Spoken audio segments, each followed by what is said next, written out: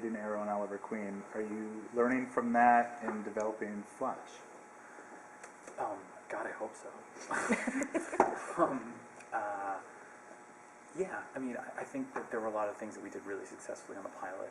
You know, I mean, Barry's such a different character from Oliver. You know, it's been really, you know, episodes 8 and 9. Yeah, I just handed in 9. It's been really interesting to write those because you literally have the same characters in the same show.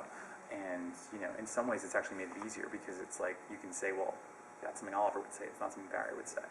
And Barry has you know, he has a very easy relationship with Felicity because Barry's a forensic scientist. He's young and he's a little bit socially awkward like she is, and you know, so there's a lot of fun with that. So in a way, it's been fun sort of getting the voice, and then also, you know, with Arrow, we wrote it without anybody in mind. You know, this time as we were writing these episodes, we cast Grant in the middle of it.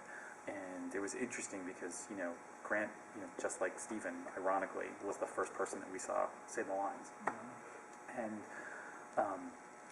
you know, as I was, you know, and we met with a lot of other really talented people. I mean, really, you know, not just talented, but good guys. And, you know, it was funny, like, as each of one of us, you know, Jeff and Greg and I were working on individual scenes or whatnot, we all sort of came together and said, we're all writing Grant.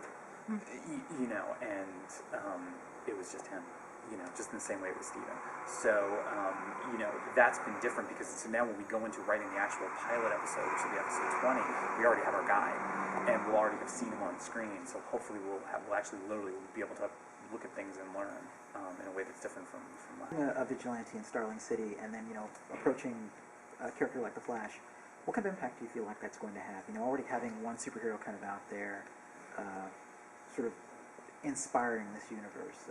You know, does he inspire the Flash in any way? Does the Arrow inspire the Flash? Yes. Absolutely. I mean, you know, Barry's a fanboy. I mean, he comes to Starling City and he's like, you know, his scenes with Felicity are, you know, he says to her, so I heard the vigilante saved you, like, what's he like?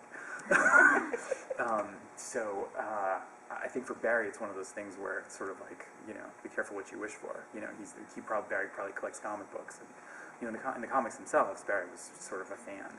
You know, and when you look at the Justice League, you have, you know, Superman and Aquaman and Wonder Woman. You have all these gods, and then you've got, you know, Barry Allen who's just a guy, and that's really, you know, that's I think why the character appeals so much to Greg and to Jeff and to me, and also why it's a really good fit in the world of Arrow because, you know, while we're obviously introducing some fantastical concepts to things, you know, we want to still try to keep the show as grounded and realistic as possible. So I think that, you know, the events that happen to the Flash and what's going on in Central City, like, I think some people will still be like, that's bullshit. That's not really happening. Or there must be an explanation for it. Or but he's definitely going to have an impact on him because I think, you know, Barry's at heart a good guy, and he's seen sort of that it's possible to put on a mask and change the world.